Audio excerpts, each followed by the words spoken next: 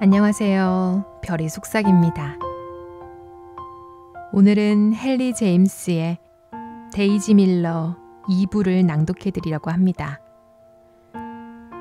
이제 무대는 로마. 데이지는 여전히 하고 싶은 대로 만나고 싶은 사람은 다 만나고 있죠. 데이지 밀러는 그냥 자유로운 영혼일까요? 아니면 정말 바람둥이일까요?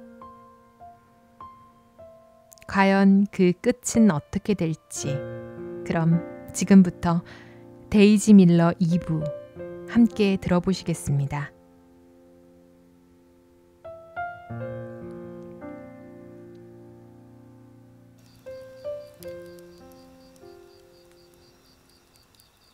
시옹성으로 소풍을 다녀온 다음 날, 제네바로 돌아온 윈터보는 1월 말쯤 로마로 갔다. 그의 이모는 벌써 몇 주 전부터 그곳에 머무르고 있었고 윈터보는 이모의 편지를 두어 통 받았다. 편지의 내용은 이러했다. 지난 여름 부베에서 네가 그토록 정성을 쏟던 그 사람들이 여기에도 나타났더구나. 안내인까지 데리고. 여기서 사람들을 좀 사귄 모양인데 그래봤자 여전히 안내인이 가장 가까운 사이로 보이는구나. 그런데 그 젊은 아가씨는 삼류 이탈리아인들과도 아주 친하게 지내나 보더라. 얼마나 밤에 떠들썩하게 돌아다니면 그렇게 소문이 파다한지. 참, 올 때 셰블리에의 그 재밌는 소설 폴 메레 좀 가져다 주겠니? 그리고 23일 전에는 로마로 오거라. 자연스러운 흐름대로라면 윈터보는 로마에 도착하자마자 아메리카 뱅커스에서 밀러 부인의 주소를 알아내고 데이지 양에게 인사를 하러 갔을 것이다. 그는 코스텔로 부인에게 말했다. 부베에서의 일도 있고 하니 그 사람들을 찾아가 보는 게 좋을 것 같아요. 부베에서도 그랬고 여기저기서도 다들 알다시피 일이 그렇게 벌어졌는데도 네가 굳이 그들과 계속 어울리고 싶다면 좋아, 말리지 않겠다. 남자라면 뭐 사람들을 많이 알면 알수록 좋지. 그 특권을 마음껏 한번 누려보렴. 이곳에서 무슨 일이 벌어졌다는 거예요? 자세히 좀 말씀해 주세요. 윈터보니 캐물었다. 그 아가씨는 외국인들과 혼자 어울려 돌아다니고 있어.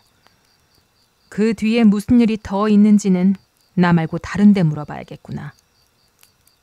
한몫 잡으려는 로마 토박이 사내들을 대여섯 명이나 거느리고 다니며 이 집 저 집을 데리고 다닌단다. 파티에 갈 때는 늘 매너만 번지르르 하고 코수염이 그야말로 근사한 신사를 데리고 나타나지.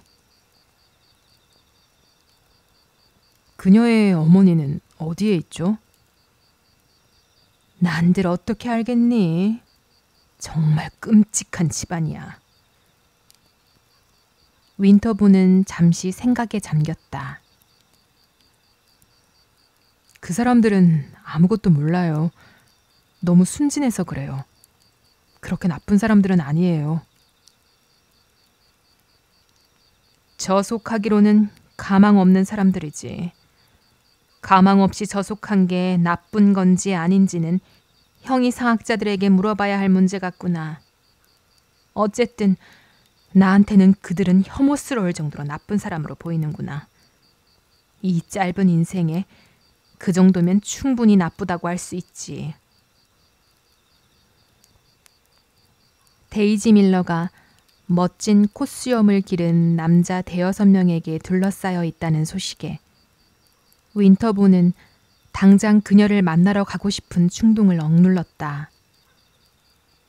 그는 자신이 그녀의 마음에 지울 수 없는 인상을 남겼다고 자부하지는 않았지만 그동안 자신의 머릿속에 스쳐 지나가던 이미지와는 전혀 어울리지 않는 상황을 전해 듣자 짜증이 났다. 그의 상상 속에서 그녀는 고풍스러운 로마풍 창문 밖을 내다보며 윈터본 씨가 언제 도착할까 초조하게 되묻는 모습이었다.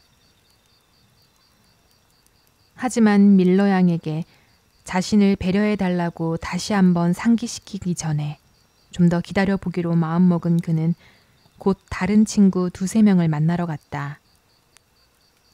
그중 한 명은 제네바에서 몇 해째 겨울을 보내면서 자녀들을 현지 학교에 보내고 있는 교양 있는 미국 여성이었다. 윈터본은 3층의 작은 진홍색 응접실에서 그녀를 만났다. 방은 남향에서 비춰오는 햇살로 가득 차 있었다. 그 집에 도착한 지 10분도 채 되지 않아 하인이 들어와 알렸다. 밀러 부인이십니다. 이 말이 떨어지기 무섭게 꼬맹이 랜돌프 밀러가 들어와 방 한가운데 멈춰서서 윈터본을 바라보았다. 잠시 후 그의 예쁜 누나가 들어왔고 한참 후에 밀러 부인이 천천히 나타났다. 나 저 아저씨 알아요. 랜돌프가 말했다. 정말 아는 게 많구나. 윈터본이 꼬마의 손을 잡으며 소리쳤다. 공부는 잘하고 있니? 데이지는 초대해준 집주인과 아주 예쁘게 인사를 나누다가 윈터본의 목소리가 들리자 재빨리 고개를 돌렸다. 어머, 맙소사.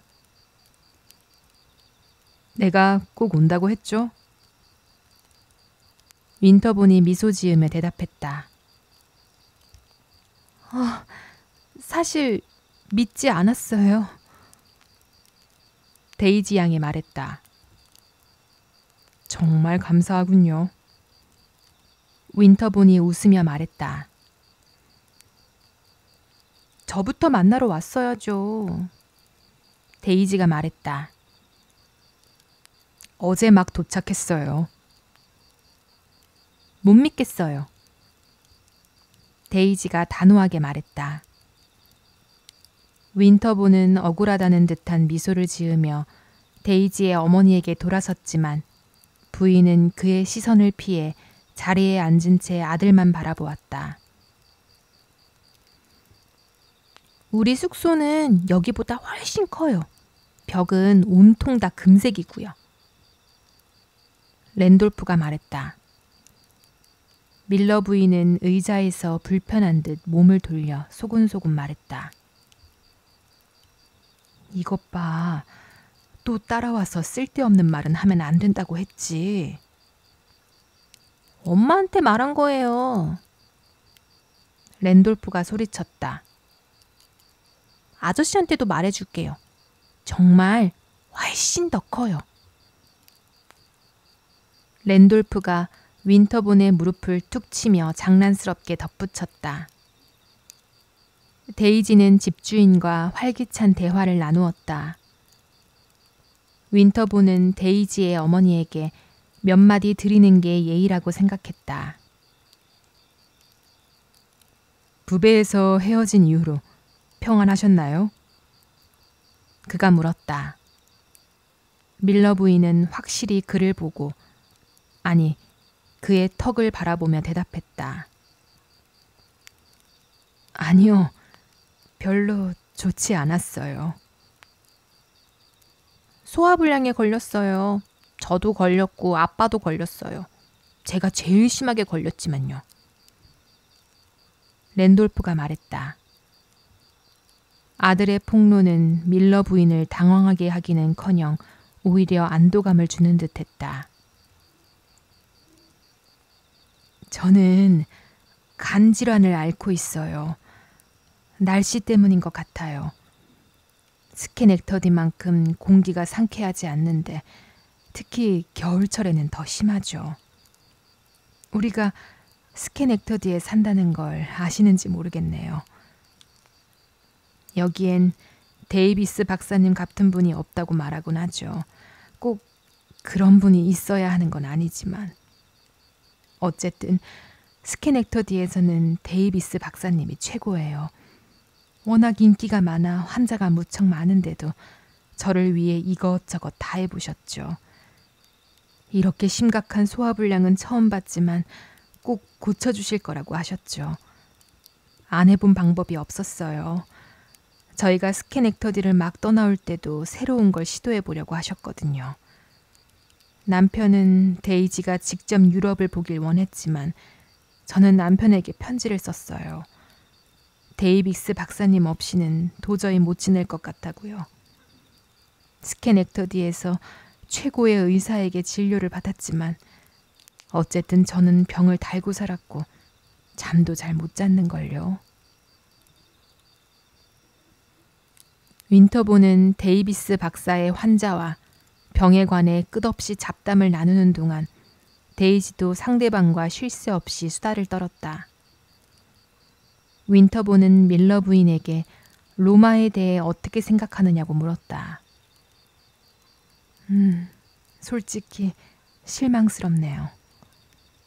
부인이 대답했다. 로마에 대해 많은 이야기를 들었어요. 너무 많이 들었나 봐요. 기대만 부풀었죠. 아, 조금만 더 기다려보세요. 그럼 아주 좋아하게 될 거예요. 윈터본이 말했다. 시간이 지날수록 점점 더 싫어지기만 하는데요. 랜돌프가 소리쳤다. 너는 한니발이 아기였을 때 같구나. 윈터본이 말했다. 아니에요. 윈터본의 말이 무슨 뜻인지도 모르고 랜돌프가 단호하게 말했다. 그래, 너는 아기가 아니지. 랜돌프의 어머니가 말했다. 하지만 우리는 로마보다 훨씬 괜찮은 곳을 여러 군데 봤어요. 랜돌프의 어머니는 말을 이었다. 그리고 윈터본이 그곳이 어디냐고 묻자 부인은 이렇게 대답했다. 취리히는 정말 아름다운 곳이에요. 정말 아름다운 도시인데도 소문이 별로 안 났더군요. 우리가 구경한 도시 중에서 제일 좋은 것은 리치몬드 시티였어요. 랜돌프가 말했다. 배의 얘기를 하는 거예요. 그의 어머니가 설명했다. 리치몬드 시티홀을 타고 갔는데 배 위에서 랜돌프가 정말 신나했거든요. 내가 본 곳 중 가장 멋진 곳이었어요. 방향을 잘못 튼 것 빼고는. 랜돌프가 다시 말했다. 그래, 다음엔 제대로 가자. 밀러 부인이 살짝 웃으며 말했다. 윈터본이 따님이라도 로마에 만족했으면 좋겠다고 말하자 데이지는 로마에 홀딱 빠져 있다고 부인이 말했다. 사교 모임 때문이죠. 이곳 사교 모임이 정말 훌륭해요. 데이지는 돌아다니면서 사람도 많이 사귀었어요. 물론 저랑 다르게 워낙 돌아다니는 걸 좋아하는 아이니까요. 솔직히 말해서 사람들이 정말 사교적이어서 그런지 데이지를 금방 받아들였어요. 데이지는 신사분들하고도 친구가 되었어요. 아, 로마만한 곳이 없다고 생각하는 모양이에요. 하기야, 젊은 아가씨가 신사분들을 많이 알면 훨씬 더 즐겁겠죠. 이쯤 되자 데이지는 다시 윈터본에게 주의를 돌렸다. 워커 부인께 당신이 얼마나 못됐는지 말하고 있던 참이에요. 그 주장에 대해 당신이 제시한 증거는 무엇입니까? 로마로 오는 길에 볼로냐도 피렌체도 들르지 않은 채 그저 어떤 감상적인 조급함 때문에 곧장 달려온 자기 추종자의 열정을 데이지 밀러가 전혀 고마워하지 않는 듯한 태도에 그는 꽤 불쾌해졌다. 그는 예전에 어떤 냉소적인 미국 동포가 했던 말이 떠올랐다. 미국 여자들, 특히 예쁜 미국 여자들은 세상에서 가장 요구가 많으면서도 정작 고마움을 느끼는 감각은 가장 부족하다는 것이었다. 어머, 부배에서 정말 못되게 구셨잖아요. 내가 부탁했는데도 아무것도 안 해주고 그냥 가셨죠? 데이지가 말했다. 아, 사랑스러운 아가씨. 내가 이 먼 길로 로마까지 달려온 게 당신에게 비난이나 받기 위해서였단 말입니까? 윈터본이 열변을 토하며 반박했다. 어머, 말씀하시는 것 좀 봐. 데이지는 여주인의 드레스에 달린 리본을 비틀며 말했다. 이런 괴상한 얘기 들어보셨어요? 뭐가 괴상하다는 거예요, 아가씨? 워커 부인은 윈터본을 편드는 듯한 말투로 작게 중얼거렸다. 글쎄요, 잘 모르겠지만. 데이지가 워커 부인의 리본을 만지며 말했다. 워커 부인, 드릴 말씀이 있는데요. 엄마!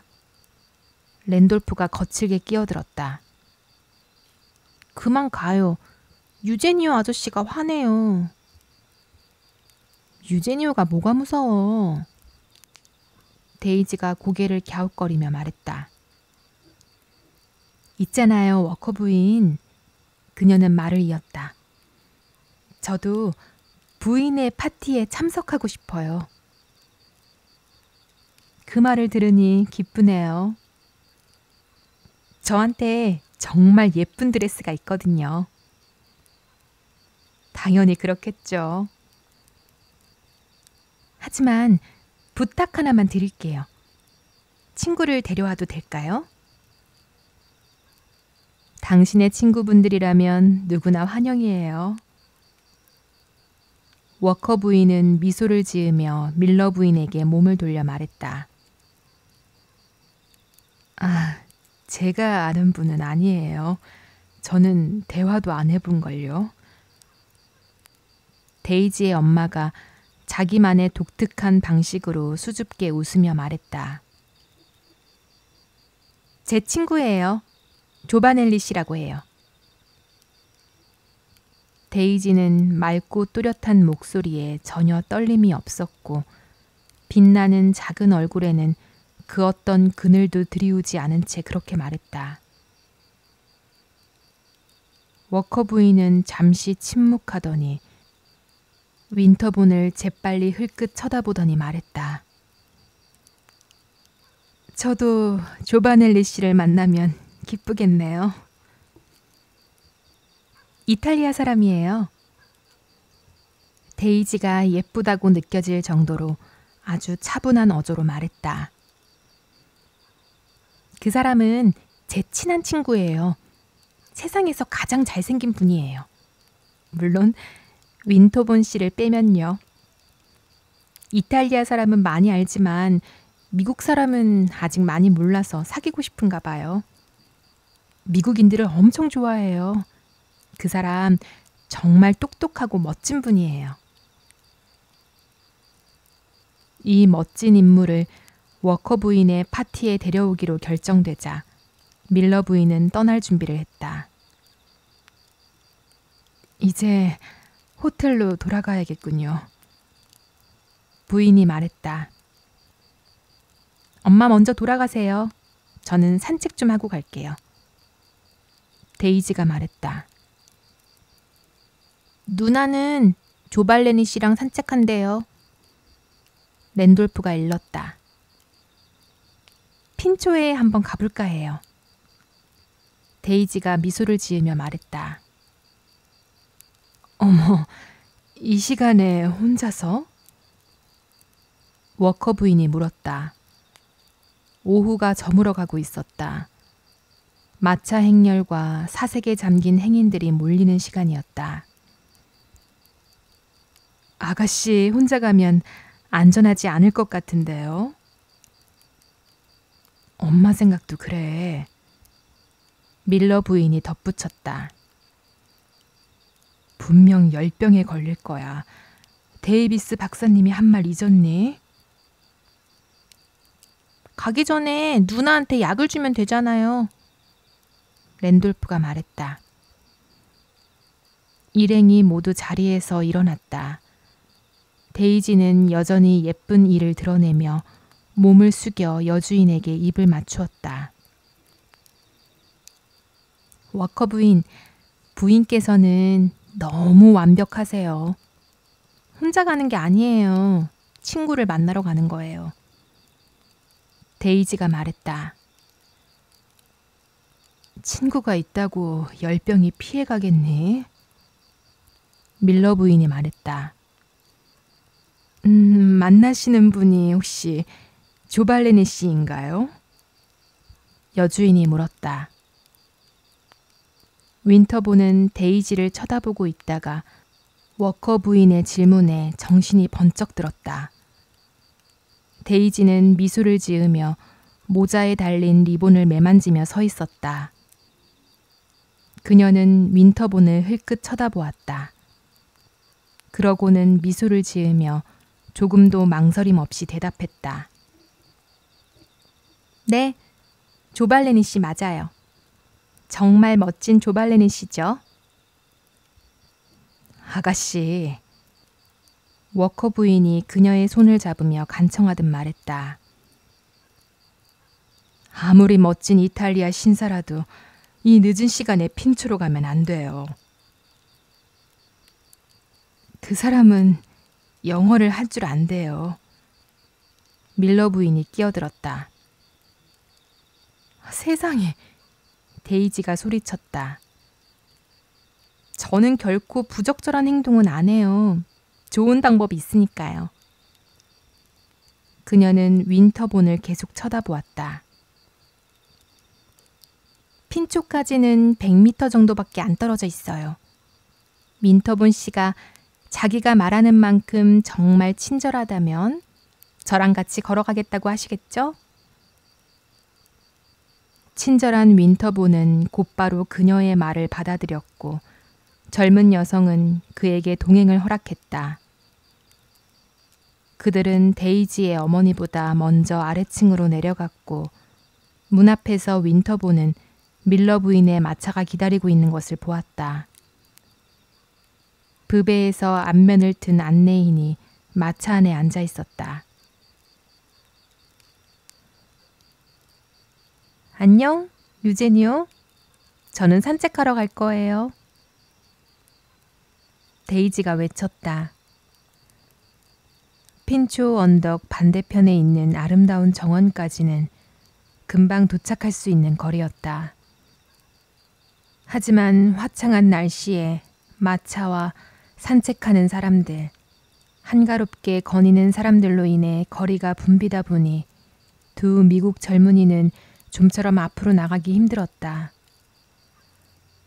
윈터본은 자신의 처지가 좀 어색하긴 해도 이 상황이 매우 즐거웠다. 무료하게 천천히 걸어가던 로마 사람들은 윈터본의 팔에 기대어 지나가는 매우 아름다운 젊은 외국 여성에게 온통 관심을 빼앗겼다. 그는 데이지가 동행자도 없이 사람들의 시선을 받으려고 한 속내가 무엇인지 궁금해졌다. 데이지의 눈에는 윈터본의 임무가 그녀의 손을 조바넬리의 손에 넘기는 것인 듯했다.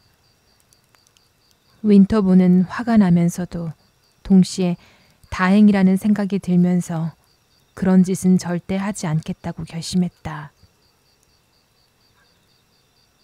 왜 저를 보러 오지 않으셨어요? 빠져나가실 생각은 마세요. 데이지가 말했다. 이제 막 기차에서 내렸다고 정중히 말씀드렸을 텐데요. 기차에서 멈춘 후에도 꽤 오랫동안 기차 안에 있었나 봐요. 데이지가 희미하게 웃으며 말했다. 잠이라도 들었어요? 그래도 워커 부인을 만나러 갈 시간은 있었나 봐요. 그분은 원래 알던 분입니다. 윈터본이 변명하기 시작했다. 당신이 부인을 어디서 알게 되었는지 저도 알아요. 제네바에서 알게 된 분이잖아요. 부인이 그랬어요. 저도 브베에서 만났잖아요. 마찬가지 아닌가요? 그러니까 저한테 먼저 올 수도 있었잖아요. 그녀는 윈터본에게 여기까지 질문하고 자기 일에 대해 떠들어대기 시작했다. 호텔방은 정말 훌륭해요. 유제니오 말로는 로마에서 최고로 좋은 방이래요. 열병으로 죽지만 않으면 겨울 내내 거기서 머물 거예요. 그러니까 죽지 않으면요. 이곳은 생각했던 것보다 훨씬 좋아요. 정말 조용하고 엄청 좁을 거라고 확신했거든요. 박물관의 명화 따위나 설명해주는 끔찍한 노인네들과 돌아다닐 거라고 생각했죠. 하지만 그런 시간은 일주일 만에 끝났어요. 이제 마음껏 즐기는 중이죠. 사람들도 많이 알게 되었고 모두 정말 매력이 넘쳐요. 사교계도 정말 엄선된 분위기예요. 영국 사람, 독일 사람, 이탈리아 사람, 별별 사람들이 다 있죠. 저는 영국 사람들이 제일 좋은 것 같아요. 대화하는 방식이 마음에 들어요. 그렇지만 미국 사람들 중에도 멋진 사람들이 있어요. 이렇게 다정다감한 모습은 처음 봤어요. 매일 이런저런 재밌는 일이 생긴다니까요. 사실 춤추는 시간은 별로 없어요. 춤이 중요하다고 생각한 적은 없지만요. 저는 원래 대화하는 걸 더 좋아하거든요. 아마 워커 부인의 파티에 가서도 대화할 기회가 충분할 거예요. 방이 워낙 작잖아요. 두 사람이 핀초 정원의 정문을 막 지나왔을 때 데이지는 조바넬리가 어디에 있는지 찾기 시작했다. 앞으로 쭉 가는 게 좋겠어요. 더 잘 보이는 곳으로요. 데이지가 말했다. 그분을 찾는 일은 도와줄 수 없을 것 같네요. 윈터본이 분명히 밝혔다. 그럼 당신 도움 없이 제가 찾아보겠어요. 데이지가 외쳤다. 절 그냥 두고 가진 않겠죠? 윈터본이 외쳤다. 데이지는 작게 웃음을 터뜨렸다. 어머, 길을 잃거나 마차에 찔까봐 걱정되세요? 저기 조바넬리 씨가 나무에 기대어 서 있네요. 마차 탄 여자들을 뚫어져라 쳐다보고 있어요. 저렇게 멋진 모습 본 적 있으세요? 윈터본은 약간 떨어진 곳에서 팔짱을 끼고 지팡이에 기대어 서 있는 작은 남자를 보았다. 잘생긴 얼굴에 모자를 멋들어지게 눌러쓰고 외눈 안경을 걸친 채 외투 단추구멍에는 코사지를 꽂고 있었다. 윈터본은 그를 잠시 바라보더니 말했다. 정말 저 남자에게 말을 걸 작정입니까? 말을 안 걸면요? 그럼 수화로 해야 할까요? 제가 당신과 함께 있고 싶어 한다는 걸 알아주세요. 윈터분이 말했다. 데이지는 걸음을 멈추고 얼굴에는 혼란스러운 기색 하나 없이 매혹적인 눈매와 행복한 보조개만을 활짝 드러내며 해맑게 그를 쳐다보았다. 아, 정말 냉정한 아가씨군. 윈터본은 생각했다. 당신이 그렇게 말하는 게 마음에 안 들어요. 너무 거만해요. 데이지가 말했다. 제가 잘못 말했다면 용서해 주세요. 중요한 건 제 마음을 전달해 드리는 거니까요. 젊은 아가씨는 아까보다 더욱 진지하고 아름다운 눈빛으로 그를 바라보았다. 저는 어떤 신사분도 저에게 명령하거나 제가 하는 일에 간섭하는 것을 결코 허락한 적이 없어요. 그건 아가씨가 잘못하는 거예요. 가끔은 신사의 말을 들어야 할 때도 있답니다. 특히 그 신사분이 제대로 된 사람이라면. 데이지는 다시 웃기 시작했다. 저는 신사분들 말만 들어요. 그녀가 소리쳤다. 조바넬리 씨가 제대로 된 분인지 말씀해 주시겠어요? 가슴에 꽃을 꽂은 신사가 두 사람을 알아보고는 환심을 사려는 듯 재빨리 젊은 여인에게 다가왔다. 그는 데이지뿐 아니라 윈터본에게도 고개 숙여 인사했다. 그는 눈부신 미소와 지적인 눈빛을 가진 신사였다. 외모 또한 준수한 편이었다. 그럼에도 불구하고 그는 데이지에게 말했다. 아니요. 제대로 된 신사는 아닌 것 같군요. 데이지는 분명 사람을 소개하는데 타고난 재능이 있는 듯했다. 그녀는 서로에게 동행인의 이름을 소개해주고 두 사람 가운데 서서 도도하게 걸었다. 조바넬리는 꽤 재치 있는 영어 표현을 쓰곤 했는데 윈터본이 나중에 알게 된 바에 의하면 그는 그런 어휘들을 미국 상속녀들에게 써먹으며 연습했다고 한다. 즉 여성들에게 고상한 헛소리를 수없이 짓거리고 다녔다. 그는 매우 세련되고 공손했다. 말없이 있던 젊은 미국인은 사람들이 속으로 크게 실망할수록 겉으로는 더 친절해 보이는 게 바로 이탈리아 사람들의 영리함이라고 생각했다. 물론 조바넬리는 좀 더 은밀한 만남을 기대했을 것이다. 세 명이 동행할 줄은 생각지도 못했을 것이다. 하지만 그는 끝까지 침착함을 유지했는데 그 태도는 뭔가 더 큰 속셈이 있음을 암시했다. 윈터본은 자신이 그의 속을 간파했다고 스스로 만족해했다. 저자는 신사가 아니야. 교묘하게 신사인 척하는 짝퉁에 불과해. 음악 선생이거나 싸구려 작가거나 삼류화가겠지. 빌어먹을 얼굴 하나는 반반하군. 윈터본은 속으로 생각했다. 조바넬리는 얼굴 하나는 확실히 잘생겼다. 하지만 윈터본은 자신의 사랑스러운 모국 여성이 가짜 신사와 진짜 신사를 구분하지 못하는 것에 더 큰 분노를 느꼈다. 조바넬리는 시끄럽게 수다 떨고 농담을 건네며 아주 즐거워하고 있었다. 짝퉁이라도 아주 뛰어난 짝퉁이었다. 아무리 그래도 교양 있는 여성이라면 알 건 알아야지. 윈터본은 속으로 생각했다. 그러다가 데이지가 정말 교양 있는 여자인지 의문이 들었다. 교양 있는 여성이라면 설령 바람둥이 미국 아가씨라는 것을 감안하더라도 태생이 천한 외국인으로 짐작되는 남성과 혼자서 만날 약속을 잡을 것인가? 아니면 이렇게 환한 대낮에 로마에서 가장 붐비는 거리를 데이트 장소로 선택한 것이 오히려 극단적인 냉소주의를 표현하는 증거일까?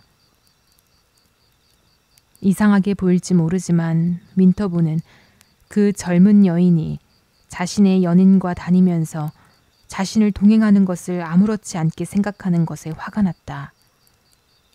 더군다나 자신의 마음이 그녀에게 더 기우는 것 같아 화가 났다. 그녀를 행실이 바른 아가씨로 보기는 불가능했다. 행실이 바른 여성에게 반드시 있어야 할 섬세함이 부족했다. 그러므로 그녀를 로맨스 소설 작가들이 무분별한 열정이라고 부르는 감정의 대상으로 대할 수 있다면 상황이 훨씬 단순해질 것이다. 그녀가 윈터본을 떼어내고 싶어 하는 것처럼 보인다면 그는 그녀를 더 가볍게 대할 수 있을 것이고, 그녀를 더 가볍게 대할 수 있다면 적어도 그녀가 당혹스러운 존재가 될 필요도 없을 것이다. 그러나 데이지는 이번에도 대담함과 순진함을 오락가락하며 이해할 수 없는 태도로 일관했다. 데이지는 기사들의 호의를 받으며 15분쯤 걸어가고 있었고, 윈터본이 보기에 어린아이처럼 쾌활한 어조로 조바넬리의 달콤한 말에 응답하고 있었다. 그때 왕래하던 마차 행렬에서 한 대가 빠져나와 길가에 멈춰섰다. 윈터본은 좀 전에 헤어졌던 워커 부인이 마차에 앉아 자신에게 손짓하고 있는 것을 눈치챘다. 그는 밀러 양을 남겨두고 그녀의 부름에 신속하게 응했다. 워커 부인은 얼굴이 붉게 상기되어 있었고 흥분한 기색이 역력했다. 정말 너무 끔찍하군요. 저 아가씨는 이렇게 행동해서는 안 돼요. 신사 둘을 데리고 산책을 하다니요. 벌써 수십 명이 그녀를 받겠어요. 윈터본은 눈썹을 치켜 올렸다. 그렇다고 지나치게 소란을 떠는 건 안타까운 일이라 생각합니다. 아가씨가 스스로를 망치게 내버려두는 게 더 안타까운 일이에요. 순진해서 그럴 겁니다. 윈터본이 말했다. 미쳐서 그런 거겠죠. 워커 부인이 소리쳤다. 저 아가씨 엄마처럼 멍청한 사람은 처음 봐요. 당신들이 나간 후에 곰곰이 생각해보니 가만히 있을 수가 없더군요. 자기 딸을 구하려는 생각조차 하지 않는 엄마라니 정말 안타까워요. 그래서 제가 마차를 부르고 모자를 쓰고 최대한 빨리 달려온 거예요. 다행히 당신들을 찾았네요. 저희가 어떻게 하면 될까요? 윈터본이 미소를 지으며 물었다. 그녀를 이 마차에 타라고 하세요. 30분 정도 태우고 다니다 보면 사람들도 그녀가 완전히 제멋대로 행동하는 여자는 아니라고 생각하겠죠. 그런 다음 그녀를 안전하게 집으로 데려다 주면 되겠죠. 그다지 즐거운 생각은 아닌 것 같군요. 하지만 물어볼 수는 있죠. 워커 부인은 윈터 부인의 말대로 물어보자고 했다. 윈터 부인이 데이지 밀러를 뒤쫓아갔다. 데이지 밀러는 마차 안의 부인에게 그저 고개를 끄덕이고 미소만 지은 뒤 동행과 함께 제 길을 가고 있었던 것이다. 워커 부인이 자신을 만나고 싶어 한다는 말을 듣자 데이지는 아주 우아하게 발걸음을 돌렸고 곁에는 여전히 조바넬리가 함께 있었다. 그리고는 워커 부인에게 이 신사를 소개할 기회를 얻게 되어 정말 기쁘다고 당당히 말했다. 그녀는 곧장 두 사람을 서로 소개하고는 워커 부인의 마차 덮개보다 예쁜 것은 본 적이 없다며 감탄에 마지 않았다. 칭찬해주니 기쁘군요. 부인이 다정하게 미소 지으며 말했다. 마차에 타면 아가씨 무릎에 덮어줄게요. 아, 괜찮아요. 데이지가 말했다. 부인께서 그걸 두르시고 마차를 타시는 게 훨씬 더 근사하게 빛나 보일 것 같아요. 그럼 같이 타고 가요. 워커 부인이 말했다. 그것도 근사하겠지만 지금 이 모습 이대로도 충분히 근사한걸요? 데이지는 양쪽에 서 있는 신사들을 향해 눈부신 시선을 던졌다. 근사하기야 하겠지만 아가씨, 그건 이곳 풍습과 맞지 않아요. 워커 부인이 사륜마차 안에서 몸을 앞으로 내밀며 두 손을 모은 채 간곡히 말했다. 그럼 그러라고 하죠. 전 지금 걷지 않으면 숨이 막혀 죽을 것 같아요. 아가씨, 그럼 어머니와 함께 걸어야죠. 제네바 출신 부인이 참다 못해 소리쳤다. 엄마랑요? 맙소사. 젊은 아가씨가 소리쳤다. 윈터보는 그녀가 간섭받고 있음을 감지했다고 생각했다. 엄마는 평생 10걸음도 걸어본 적이 없으세요. 게다가 그녀는 웃으며 덧붙였다. 저 5살짜리 어린이 아니거든요. 이제는 좀 더 분별력 있게 행동할 나이가 됐죠. 밀러 양, 당신은 이제 다른 사람들 입방아에 오르내릴 만큼 자랐단 말이에요. 데이지는 워커 부인을 바라보며 짙은 미소를 지었다. 사람들 입방아에 오른다고요? 그게 무슨 뜻이에요? 제 마차에 타면 얘기해 드리죠. 데이지는 재빨리 시선을 돌려 옆에 있는 두 신사를 한 번씩 쳐다보았다. 조바넬리는 기분 좋게 웃으며 장갑 낀 손을 비비는 동시에 고개를 옆으로 흔들고 있었다. 윈터보는 그 모습이 몹시 불쾌하다고 생각했다. 사실 별로 알고 싶지 않아요. 들어봤자 마음에 들 것 같지도 않고요. 데이지가 대꾸했다. 윈터보는 워커 부인이 마차 깔개를 싸매고 어서 떠나기를 바랬다. 하지만 부인은 나중에 윈터에게 말한 대로 도전받는 것을 참지 못했다. 그럼 당신은 사람들이 당신을 아주 경솔한 여자로 생각하는 게 더 낫다는 건가요? 그녀가 몰아붙였다. 맙소사. 데이지가 소리쳤다. 그녀는 다시 조바넬리를 쳐다보다가 윈터본 쪽으로 몸을 돌렸다. 뺨에 분홍빛이 살짝 감도니 숨이 막힐 정도로 아름다웠다. 윈터본 씨는 제가 평판을 지키기 위해 저 마차에 타야 한다고 생각하시나요? 데이지는 미소를 지으며 고개를 뒤로 젖혔다가 그를 머리부터 발끝까지 훑어보며 천천히 물었다. 윈터보는 얼굴이 빨개졌다. 그는 잠시 크게 망설였다. 그녀가 자신의 평판에 대해 그렇게 말하는 것을 들으니 너무나 이상하게 느껴졌다. 하지만 사실 그 자신도 예의에 어긋나지 않게 대답해야 했다.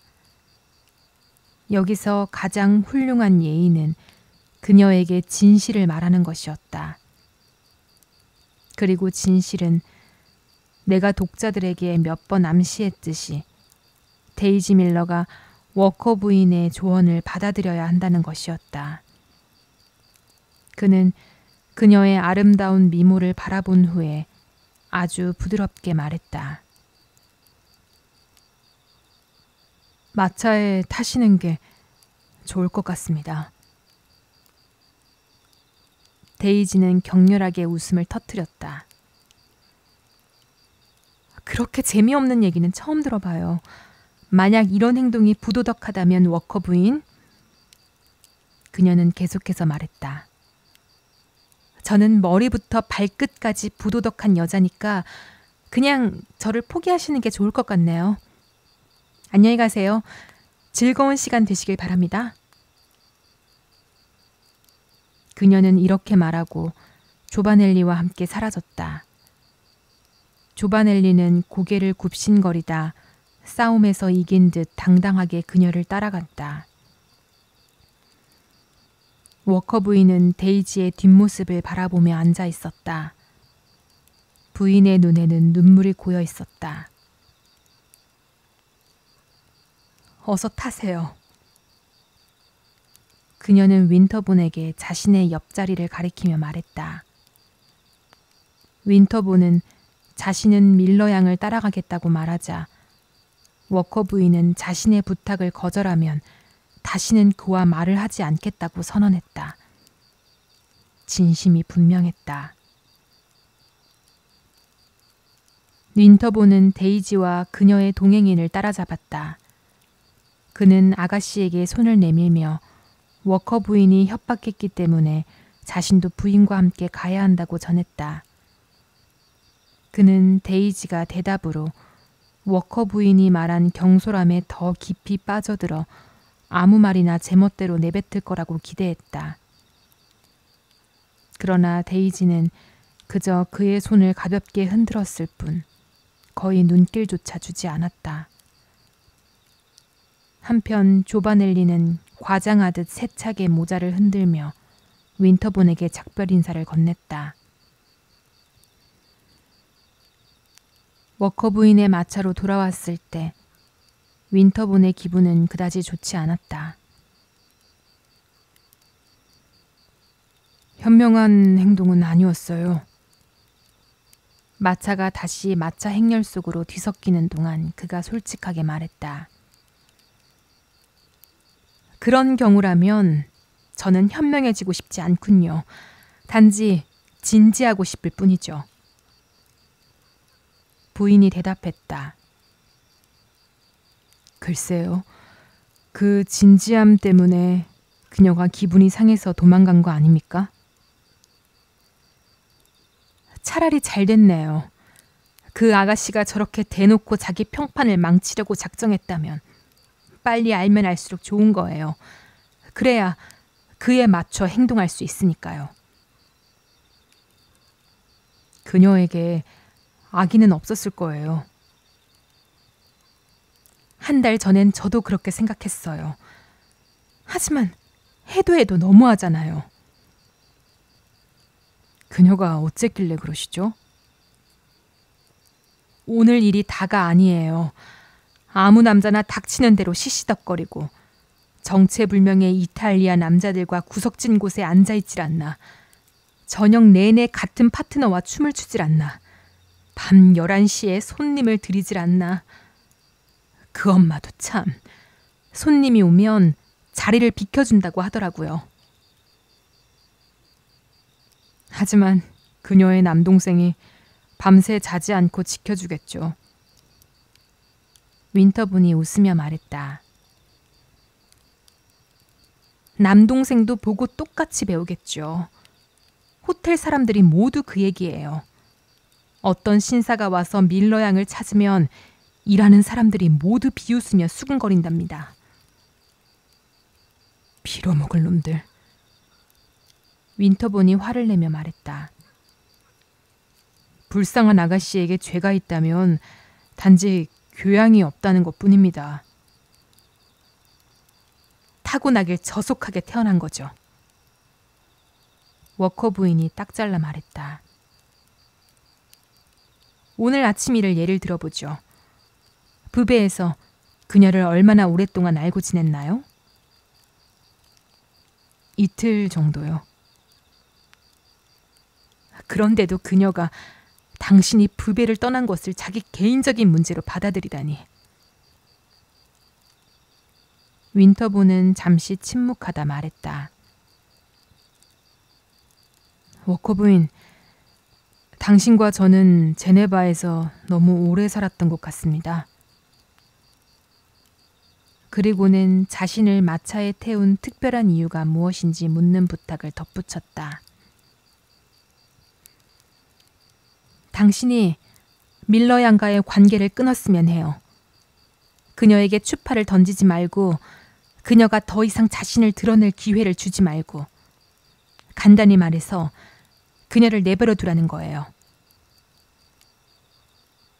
죄송하지만 그럴 수는 없어요. 윈터본이 말했다.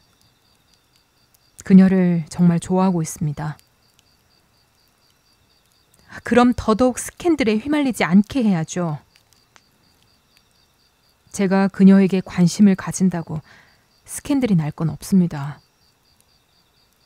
문제는 그녀가 당신의 태도를 어떻게 받아들이냐죠. 저는 양심에 따라 충고했을 뿐이에요. 그 아가씨에게 다시 가고 싶다면 내려주죠. 어쨌든 당신 마음이니까요.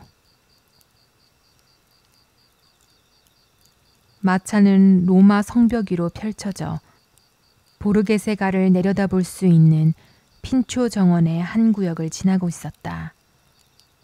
그 길은 큰 난간으로 둘러싸여 있었고 그 근처에는 여러 개의 벤치가 놓여 있었다.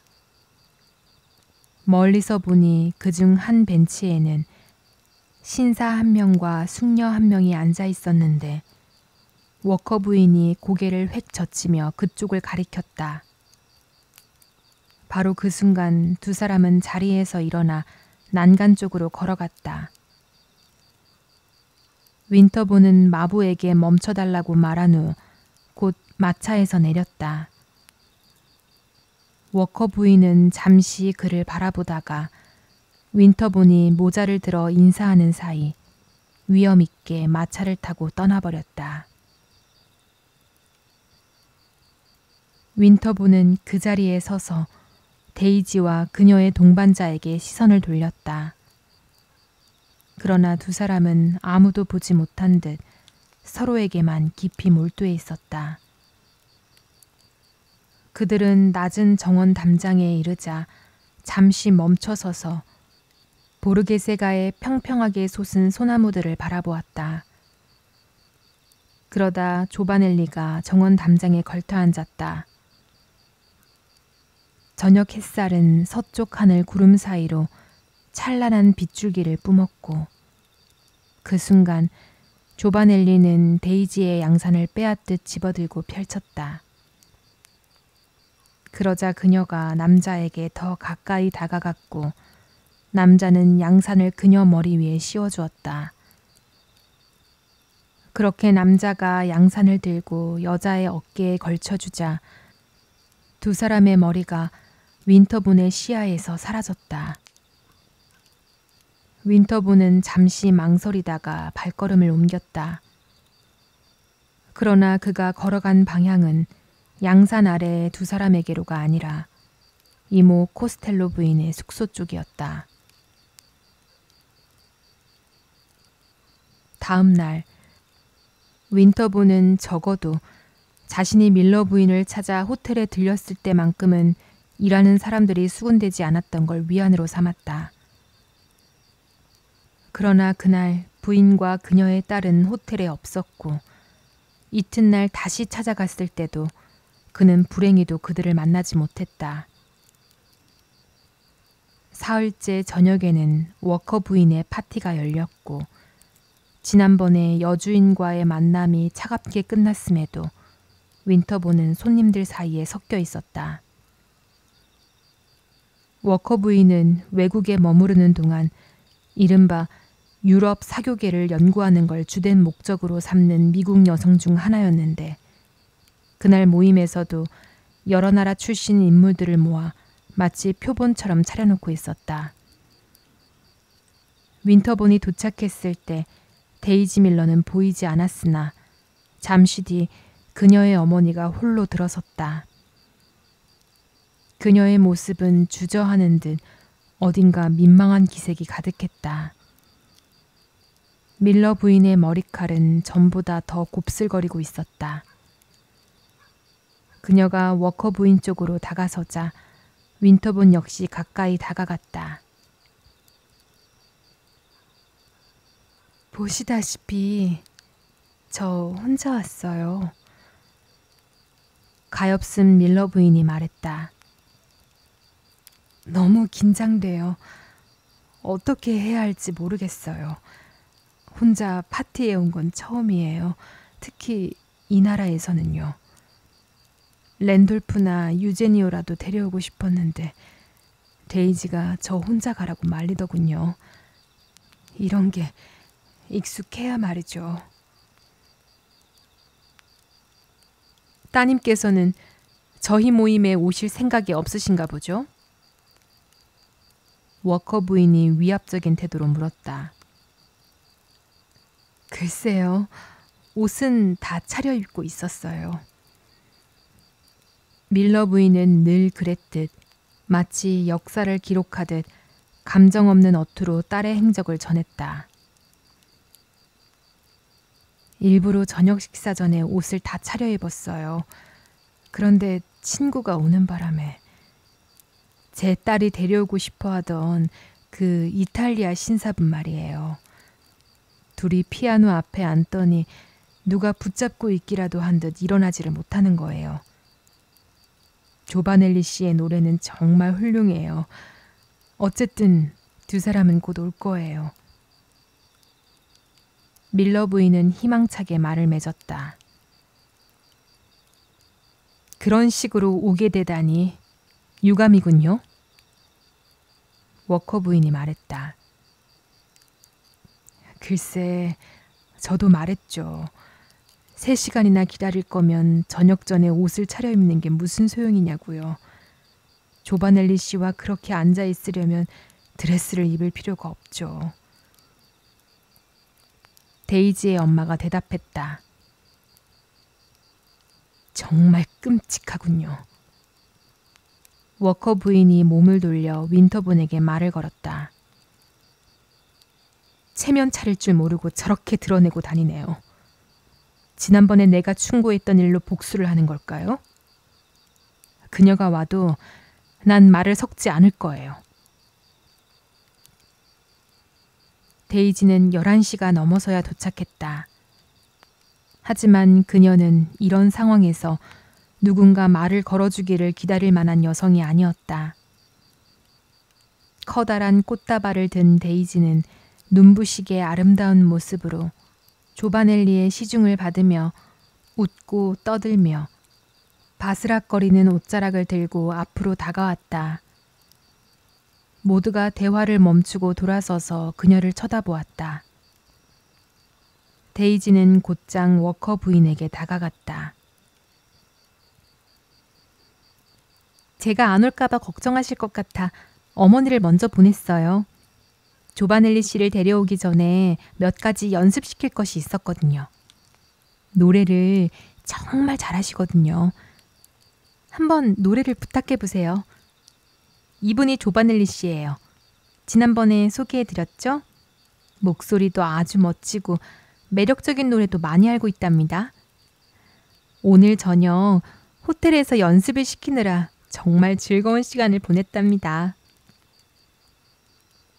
데이지는 달콤하고 또랑또랑한 목소리로 이렇게 늘어놓으며 때로는 여주인을, 때로는 방안을 둘러보았고 드레스 가장자리를 어깨 근처에서 손끝으로 가볍게 두드려 정돈했다.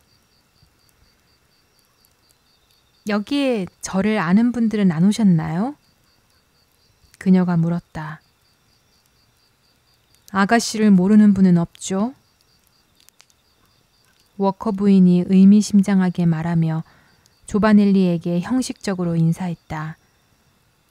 조바넬리는 오히려 씩씩하게 미소 짓고 고개 숙여 인사하며 하얀 이를 보이고 콧수염을 매만지고 눈을 굴리며 한 저녁 파티에 멋진 이탈리아 신사로서 할 법한 모든 동작을 다 해냈다.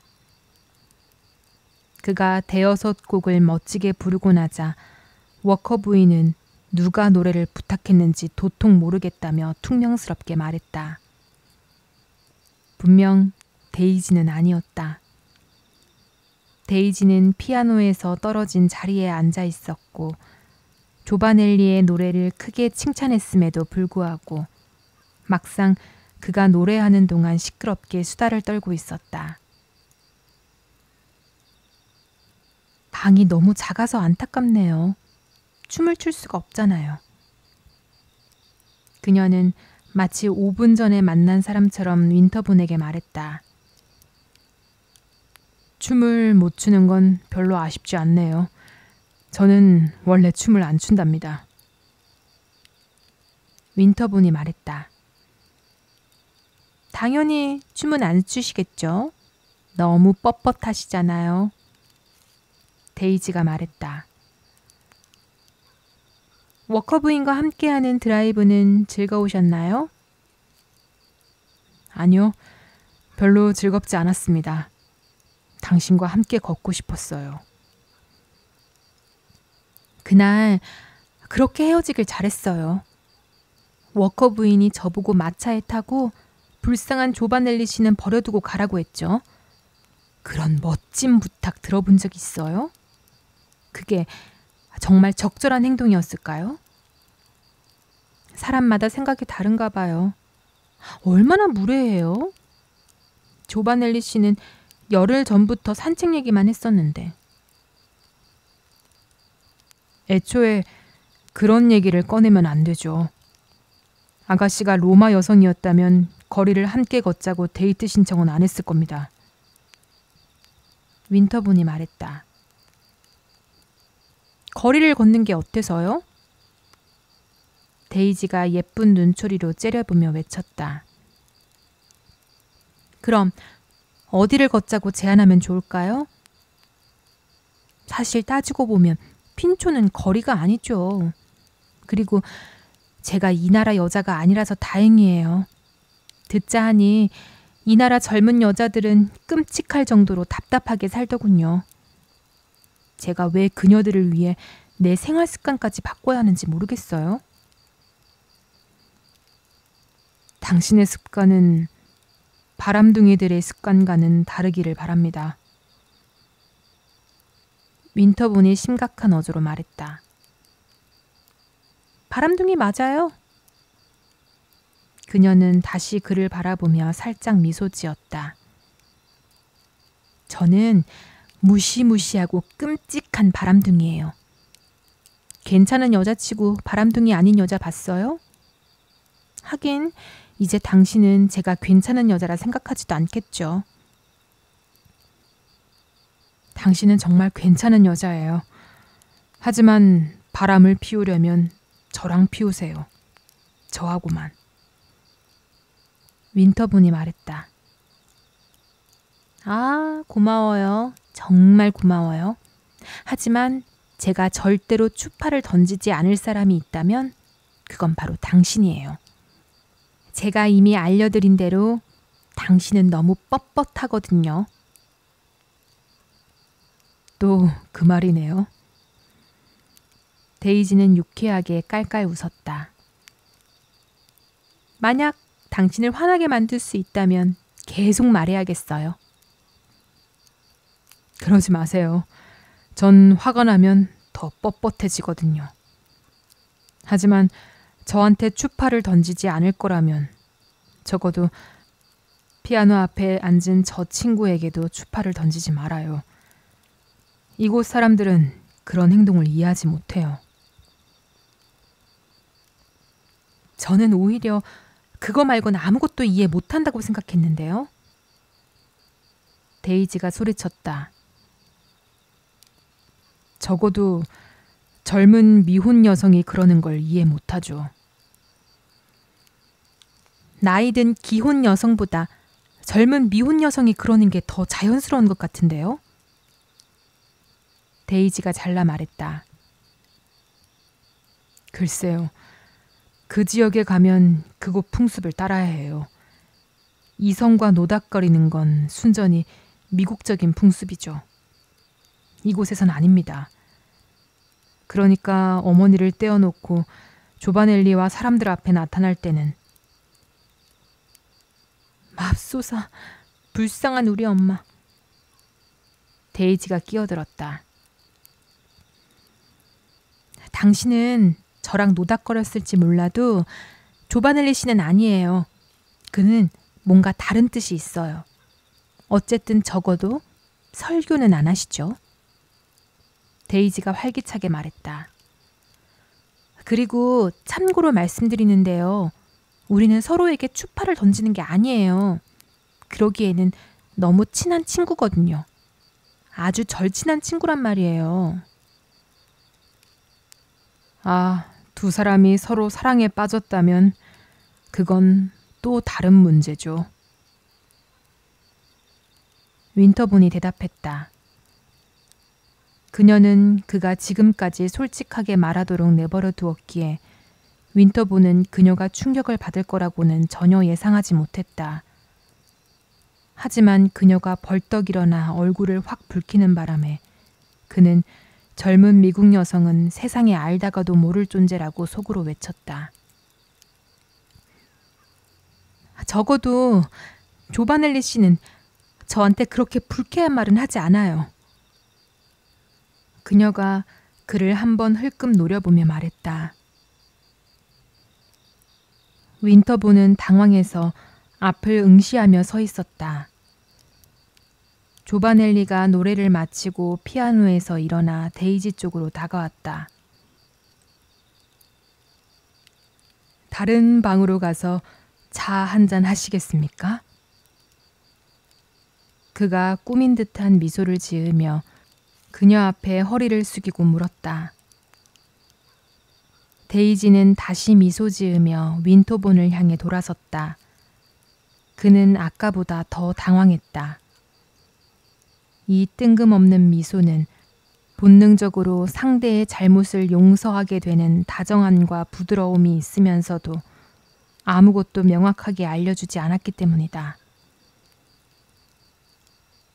윈터본 씨는 차 마시자고 제안할 생각은 한 번도 안 하셨죠? 데이지는 일부러 도발하듯 웃으며 말했다. 나는 당신에게 조언을 해줬어요. 윈터본이 대답했다. 저는 연한 차가 더 좋아요. 데이지가 외치며 눈부시게 멋진 조바넬리와 함께 걸어갔다. 그녀는 옆방 난간에 그와 함께 저녁 내내 앉아 있었다. 피아노 연주가 들려왔지만 두 사람은 전혀 신경 쓰지 않았다. 데이지가 워커 부인에게 작별 인사를 하러 왔을 때 워커 부인은 젊은 아가씨가 도착했을 때 자신이 범했던 약점을 만회하려는 것 같았다. 그녀는 밀러 양에게 등을 돌리고 최대한 우아하게 그 자리를 떠나버렸다. 윈터본은 문 근처에 서서 모든 것을 지켜보았다. 데이지는 얼굴이 하얗게 질려 자신의 어머니를 바라보았지만 밀러 부인은 워커 부인의 행동이 사교 예절을 어겼다는 자각조차 없는 듯 겸손한 표정이었다. 오히려 자신의 사교 예절을 자랑하고 싶은 듯 보였다. 안녕히 계세요, 워커 부인. 오늘 정말 아름다운 밤이었어요.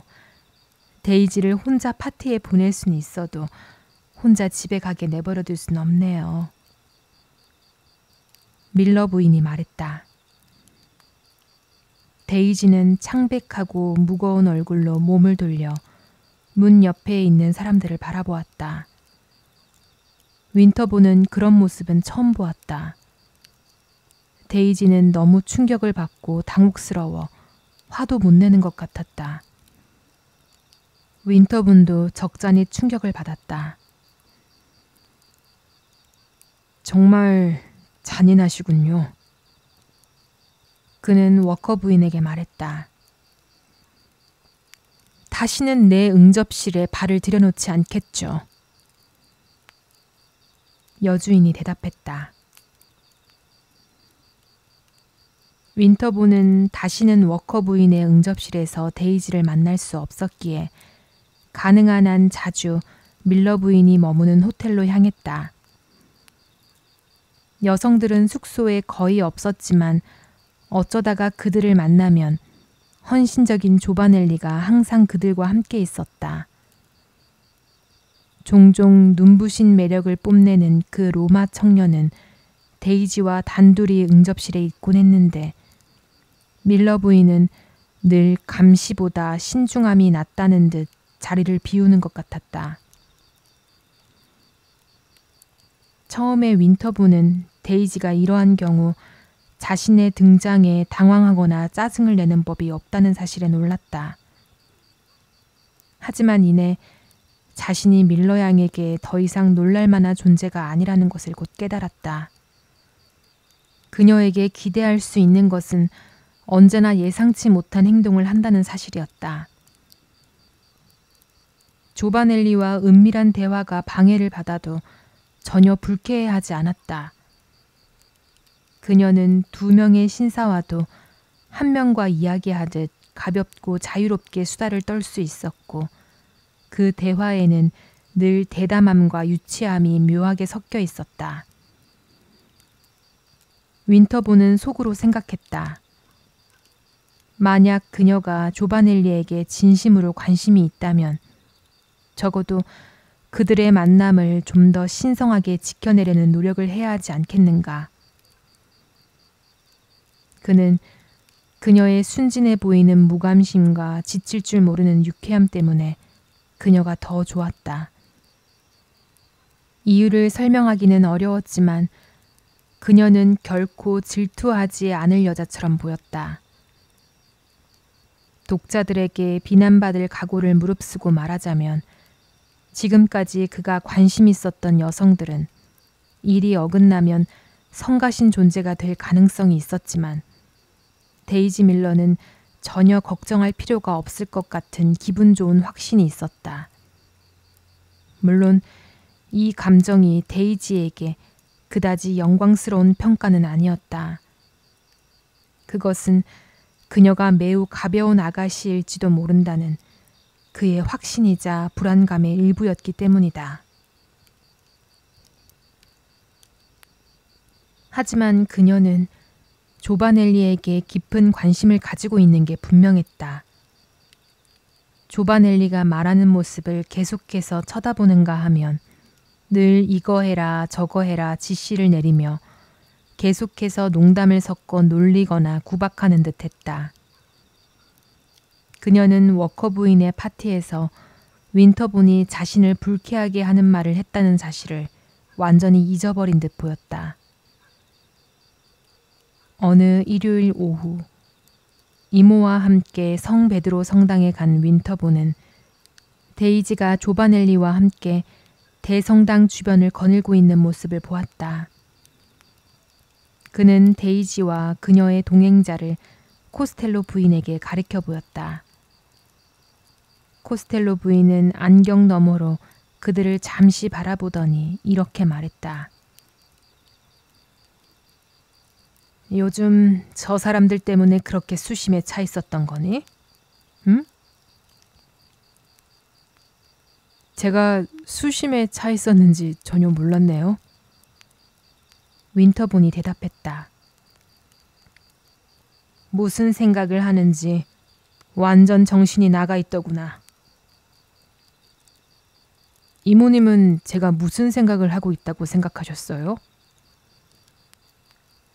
저 젊은 아가씨 베이커 양인가 챈틀러 양인가 이름이 뭐였더라. 아, 밀러 양과 저 키 작은 할 양과의 미래에 대해 생각하는 거 아니냐? 저걸 미래라고 부를 수 있나요? 저렇게 남들 다 보는 데서 연애하는 걸요? 그게 그들의 어리석음이야. 자랑할 만한 일은 아니지. 코스텔로 부인이 말했다. 저는 저게 연애라고 생각하지 않아요. 사람들이 과장하는 거죠. 윈터본이 이모가 좀 전에 언급한 수심에 가득 찬 모습으로 대답했다. 벌써 12명은 그 얘기를 하는 걸 들었어. 모두들 그녀가 그 남자한테 푹 빠져 있다고 하더구나.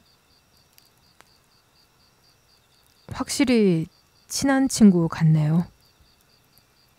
윈터본이 말했다. 코스텔로 부인은 다시 안경 너머로 그들을 살폈다. 남자가 아주 미남이구나. 상황이 어떻게 돌아가는지 다 보여.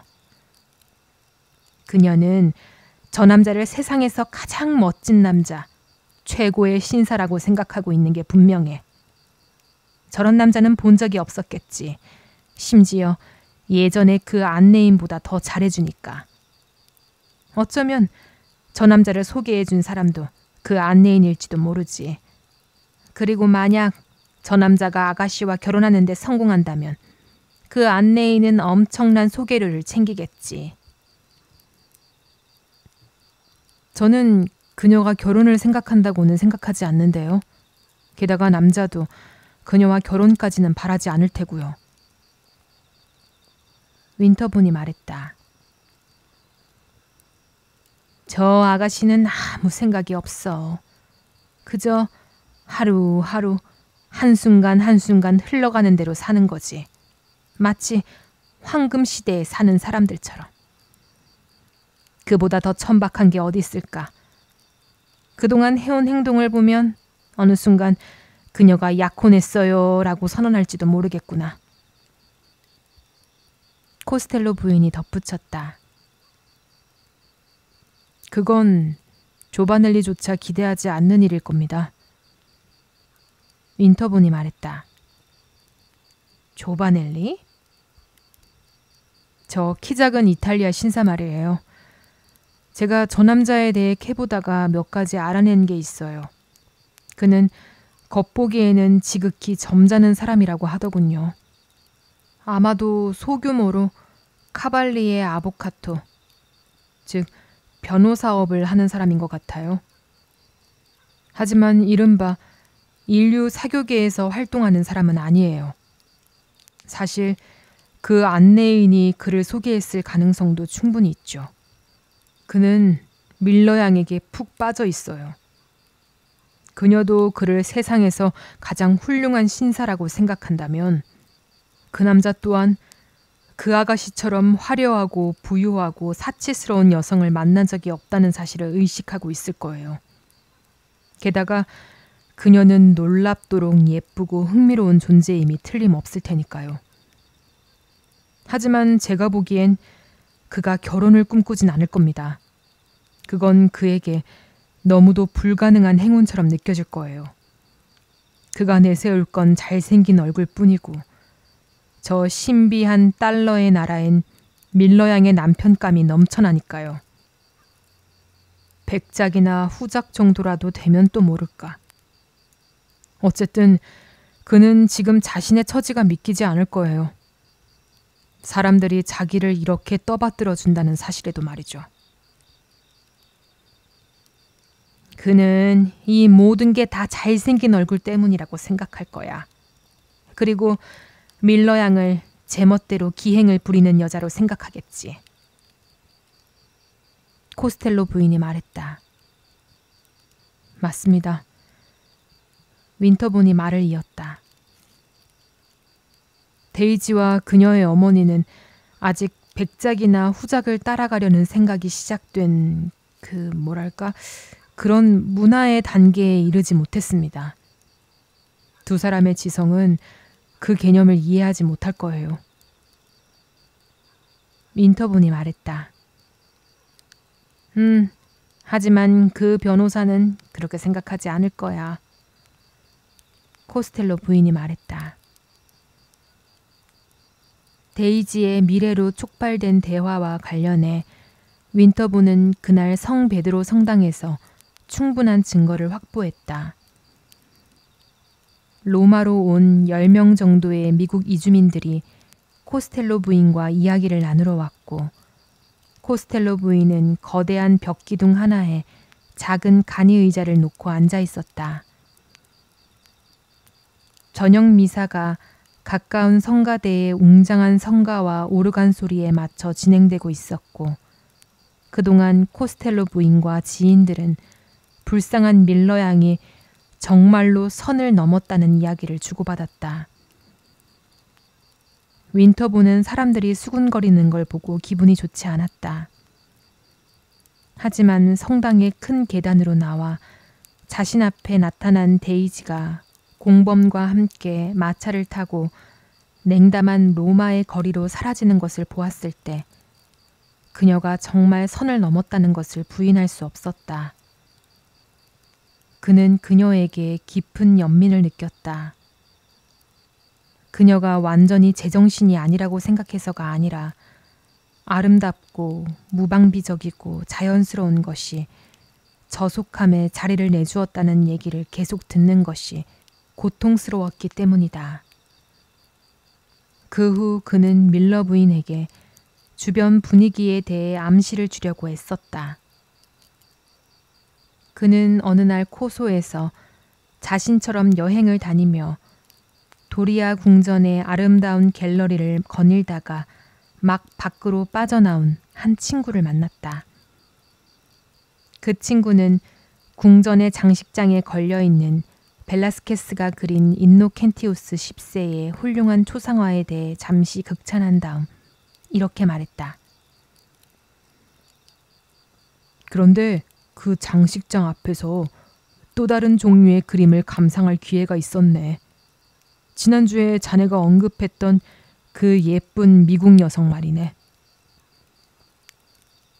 윈터본이 무슨 뜻인지 캐묻자 친구는 그 예쁜 미국 여성이 그 어느 때보다 예쁜 모습으로 위대한 교황의 초상화가 안치된 외딴 구석에 동행인과 함께 앉아 있었다고 말했다. 그 동행자가 누구였나? 윈터본이 물었다. 단추구멍에 꽃을 꽂은 작은 이탈리아 남자였어. 그 아가씨 정말 예쁘긴 하더라고. 지난번 자네 얘기를 들었을 땐 그냥 상류층 아가씨로만 생각했는데. 아름다운 아가씨지. 윈터본이 대답했다. 그는 정보 제공자가 데이지와 그녀의 동행을 5분 전에 봤다는 말을 믿고 택시를 올라타 밀러 부인을 찾아갔다. 부인은 집에 있었지만 데이지가 없는 사이에 그를 맞이한 것에 대해 사과했다. 딸애는 조바넬리 씨와 나갔어요. 맨날 조바넬리 씨와 어울려 다니거든요. 밀러 부인이 말했다. 아, 제가 보기에도 두 사람 아주 가까운 사람처럼 보이더군요. 윈터본이 말했다. 둘이 서로 없으면 못 살 것처럼 붙어 다닌다니까요. 뭐 어쨌든 그는 정말 신사예요. 혹시 두 사람이 결혼 약속을 한 게 아닌가 데이지에게 계속 물어봤어요. 따님은 뭐라고 하던가요? 약혼은 안 한다고 하더군요. 하지만 다름없죠. 부인은 누구 편도 들지 않은 채 말을 이었다. 약혼한 사람들처럼 지내고 있으니까요. 하지만 조바넬리 씨께도 약속을 받아냈어요. 혹시나 데이지가 말하지 않더라도 조바넬리 씨라도 꼭 얘기해 준다고요. 이런 일은 남편하고 편지로 상의해야겠죠? 그렇죠? 윈터본은 당연히 그래야 한다고 대답했다. 데이지 어머니의 태도는 부모라면 마땅히 가져야 할 세심한 주의력과는 거리가 먼 전례 없는 기이한 모습이었다. 그래서 그는 그녀에게 경각심을 주려는 시도 자체가 애초에 무의미하다고 여겼다. 그 뒤로 데이지는 집에 머무르는 일이 없었고 윈터본도 더 이상 사교 모임에서 그녀를 볼 수 없었다. 사람들은 이미 그녀가 도를 넘었다고 단정지은 듯했다. 데이지에게는 더 이상 초대장이 오지 않았고 오히려 유럽인들에게 데이지 밀러 양은 미국인이지만 그녀의 행동은 결코 미국 여성 일반을 대표하는 것이 아니다. 같은 미국인들조차 이례적이고 이탈적인 것으로 여긴다. 라는 사실을 강조하려는 눈치였다. 윈터본은 사람들의 싸늘한 외면을 그녀가 어떻게 받아들일지 궁금했다. 하지만 이내 그녀는 아무 생각이 없는 건 아닐까 하는 의심이 들어 짜증이 나기도 했다. 그가 생각하기에 그녀는 너무 가볍고 저속하고 철도 없고 교양도 이성적 사고도 부족한 여성이었다. 시야가 좁아 자신이 따돌림 당하고 있다는 사실조차 눈치채지 못하는 건 아닌가 생각했다. 그러나 또 이런 생각도 들었다. 그녀가 사실은 자기 행동이 어떻게 보일지 완벽하게 의식하고 있는 건 아닐까? 오히려 도전적이고 열정적으로 그것을 즐기는 게 아닐까 하는 생각도 들었다. 윈터보는 데이지의 대범함이 자신의 결백에 대한 자신감에서 비롯된 것인지 아니면 본질적으로 무모한 부류에 속하기 때문인지 궁금했다. 결국 데이지는 결백하다고 믿는 일은 점점 얄팍한 기사도 정신으로만 보이기 시작했다. 필자가 앞에 밝혔듯이 그는 자신이 한 여성을 두고 이렇게 말도 안 되는 변명을 만들어내고 있는 자신의 모습에 화가 치밀었다. 그녀의 엉뚱한 행동이 과연 미국 여성 일반의 특성인지 아니면 그녀 개인의 특성인지 본능적으로 확신할 수 없다는 사실에 짜증이 났다. 어느 쪽으로 보든 그는 그녀를 그리워하고 있었다. 하지만 이젠 너무 늦은 듯했다. 그녀는 조바넬리에게 완전히 사로잡혀 있었다. 데이지의 어머니와 짧은 대화를 한 후 며칠이 지나서였다. 윈터보는 카이사르의 궁전이라 불리는 황폐하지만 꽃이 만발한 아름다운 황궁 폐허에서 그녀를 마주쳤다. 로마의 이른 봄은 만개한 꽃과 향기로 가득 찼고 울퉁불퉁한 팔라틴 언덕은 연한 초록으로 뒤덮여 있었다. 데이지는 폐허가 된 거대한 언덕을 산책하고 있었다. 언덕은 이끼 낀 대리석으로 둘러싸여 있고 여기저기 비문이 새겨진 돌이 세워져 있었다. 그 순간 윈터보는 로마가 지금처럼 아름답게 보인 적은 없었다고 느꼈다. 그는 잠시 걸음을 멈추고 멀리 도시를 둘러싸는 선과 색의 매혹적인 조화를 바라보며 촉촉한 봄내음을 들이마셨다. 그 속에서 새해의 신선함과 고대의 고요한 장엄함이 신비롭게 뒤섞여 되살아나는 듯 했다. 동시에 데이지도 그 어느 때보다 아름다워 보였다. 사실 예쁘지 않은 적이 있었던가. 그녀 곁에는 언제나처럼 조바넬리가 있었고 이날만큼은 그 역시 평소보다 한층 눈부신 빛을 발하는 것 같았다. 어머, 이렇게 혼자 다니시다니 외로우시겠어요? 데이지가 말했다. 외롭다고요? 윈터본이 물었다. 당신은 항상 혼자 다니시네요. 같이 산책할 사람이 없나요? 나는 당신의 동행인 만큼 운이 좋지 않아서요. 윈터본이 말했다. 조바넬리는 처음부터 윈터본을 유별날 정도로 예의 바르게 대했다. 그는 공손한 태도로 윈터본의 말을 경청했고 그의 농담에는 적절한 순간에 웃어주었다. 자신이 훌륭한 젊은이라는 사실을 증명해 보이려는 눈치였다. 그는 질투심에 사로잡힌 구혼자처럼 행동하지 않았다. 그는 분명 재치가 넘쳤고 약간의 겸손함을 기대하는 사람들을 실망시키지 않으려는 눈치였다. 윈터본이 보기에 조바넬리가 그와 사적인 대화를 나눌 수 있다는 것에서 일종의 정신적 위안을 얻는 것처럼 보였다. 지적인 사람으로서 그는 이 젊은 아가씨가 얼마나 독특한지 잘 알고 있으며 결혼이나 돈에 대한 헛된 희망, 적어도 너무 부질없는 희망에 사로잡히지 않는다고 말하는 듯했다.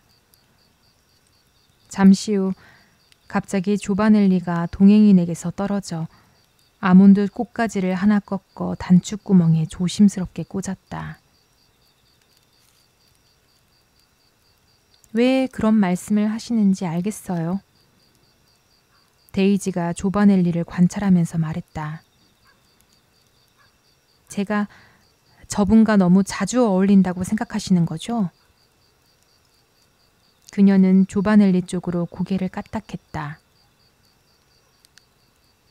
알고 싶으시다면 말씀드리겠습니다만 다들 그렇게 생각합니다. 윈터본이 말했다. 물론 알고 싶죠. 데이지가 진지하게 소리쳤다. 하지만 전 그렇게 생각 안 해요. 사람들은 그냥 충격받은 척 하는 거예요. 제가 뭘 하든 전혀 신경도 쓰지 않으면서. 게다가 제가 그렇게 자주 돌아다니는 편도 아니고요. 아니에요. 사람들은 분명 신경 씁니다. 그리고 곧 그들의 불쾌함을 드러낼 겁니다. 데이지는 잠시 그를 바라보았다. 불쾌함을 어떻게 해요? 아무것도 눈치채지 못했어요? 윈터분이 물었다. 당신에 대해선 한 번에 눈치챘죠. 처음 본 그 순간부터 당신이 우산처럼 뻣뻣하다는 것을요. 제가 다른 사람들에 비해 그렇게 뻣뻣하지 않다는 걸 곧 알게 될 겁니다. 윈터본은 미소를 지으며 말했다. 그걸 어떻게 할 수 있죠? 다른 사람들을 만나보면 알 수 있죠. 그 사람들이 저한테 뭘 하길래요? 사람들은 당신을 차갑게 대할 겁니다. 그게 무슨 뜻인지 아세요? 데이지는 그를 뚫어지게 바라보다 얼굴이 빨개졌다. 그날 밤 워커 부인이 저한테 했던 것처럼 말인가요? 맞습니다. 윈터본이 대답했다. 데이지는 시선을 돌려 아몬드 꽃으로 자신을 장식하고 있는 조바넬리를 바라보았다. 그러다 다시 윈터본을 쳐다보며 말했다. 당신은 사람들이 그렇게 못되게 구는 걸 그냥 두고만 보실 건가요? 제가 어떻게 막을 수 있겠습니까? 무슨 말이라도 해주실 거라고 생각해요. 할 수만 있다면 하죠. 그는 잠시 말을 멈추더니 덧붙였다. 당신 어머니께서 당신이 결혼 약속을 한 것 같다고 말씀하시더군요. 네, 엄마는 그렇게 믿으시겠죠. 데이지가 아주 담담하게 말했다. 윈터본은 웃음을 터뜨렸다. 그럼 랜돌프도 그걸 믿나요? 랜돌프는 아무것도 안 믿을걸요? 데이지가 말했다. 그녀의 남동생을 향한 이 회의적인 평이 윈터본을 더 웃게 만들었다. 그는 곧 조바넬리가 이쪽으로 오고 있는 것을 보았다. 데이지도 그걸 보고는 다시 윈터본에게 시선을 돌렸다. 말이 나왔으니 하는 말인데 저 약혼했어요. 그녀가 말했다. 윈터본은 그녀를 바라보았다. 그는 더 이상 웃을 수 없었다. 안 믿으시는군요? 그녀가 덧붙였다. 그는 잠시 침묵했다가 말했다. 아니요. 믿습니다. 어머, 믿지 않으시면서? 그녀가 대꾸했다. 그렇다면 믿지 않는 것으로 치죠. 젊은 아가씨와 그녀의 동행인은 출구 쪽으로 가는 길이었고 막 도착한 윈터보는 작별 인사를 했다. 일주일 후 윈터보는 첼리오 언덕에 있는 아름다운 저택에 저녁 초대를 받았다. 도착하자마자 빌려온 마차를 돌려보냈다. 저녁 공기가 너무 근사해서 돌아갈 때는 개선문을 통과해 희미한 불빛에 둘러싸인 유적들 사이를 걸어가겠다고 생각을 했던 것이다. 그날 밤 하늘에는 기울어지는 달이 떠 있었고 달빛은 강렬하지 않았지만 옅은 구름 장막에 가려져 고르게 번져나갔다. 그는 밤 11시쯤 저택에서 나왔다. 어스름 속 원형 콜로세움의 거대한 윤곽에 다가섰을 때 그는 문득 그림 애호가로서 이런 고색창연한 장소는 달빛 속에서 봐야 한다라는 생각이 떠올랐다. 그는 길을 벗어나 텅 빈 아치 중 하나로 들어섰고 그 옆에는 작은 로마 인력거가 한 대 서 있는 것이 눈에 띄었다. 그는 콜로세움의 거대한 그림자를 뚫고 확 트인 고요한 광장으로 나왔다. 이곳이 오늘만큼 인상적으로 보인 적이 없었다. 거대한 원형 광장의 반쪽은 어둠에 잠겨 있었고 다른 반쪽은 은빛의 흐린 빛 속에서 잠들어 있었다. 그는 그곳에 서서 무심코 바이런의 유명한 시 만프레드의 한 구절을 중얼거렸다. 하지만 금세 시인들은 콜로세움의 야간 명상을 찬미했어도 의사들은 그것을 극구 말린다는 사실을 떠올렸다. 분명 역사의 숨결이 풍기는 곳이었지만 의학적으로는 그저 불쾌한 공기일 뿐이었다. 윈터보는 전체적인 광경을 한번 둘러보고 빨리 돌아가려고 광장 한가운데로 걸어갔다. 가운데 있는 거대한 십자가가 어둠에 잠겨 있었다. 가까이 다가갈수록 형상을 뚜렷이 구별하기 힘들었다. 그때 그 밑에 낮은 계단 위에 두 사람이 있는 것이 눈에 들어왔다. 한 명은 여자인데 앉아 있었고 여자의 동행인으로 보이는 남자는 그 앞에 서 있었다. 곧이어 따뜻한 밤 공기를 타고 여자의 목소리가 뚜렷이 들려왔다. 어머, 늙은 사자나 호랑이가 순교자를 바라보듯 우리를 쳐다보고 있네요. 익숙한 데이지 밀러 양의 말투였다. 배가 많이 고프지만 않길 빌어야겠죠. 재치 있는 조바넬리가 대꾸했다. 저를 먼저 먹어치우면 아가씨가 디저트가 되어주세요. 윈터보는 발걸음을 멈췄다. 소름이 돋는 동시에 묘한 안도감도 밀려왔다. 데이지의 모호한 행동에 갑자기 밝은 빛이 비치고 수수께끼는 순식간에 풀린 듯했다. 이 젊은 아가씨는 더 이상 굳이 존중해줄 필요가 없는 아가씨였다. 그는 그곳에 서서 그녀와 그녀의 동행인을 바라보았다. 상대는 희미해서 잘 보이지 않지만 자신은 상대에게 뚜렷이 보인다는 생각을 못한 채 서 있었다. 그는 지금까지 데이지 밀러를 어떻게 대해야 할지 두고 너무도 고민해온 자신에게 화가 났다. 잠시 후 그는 앞으로 나아가려다 멈춰섰다.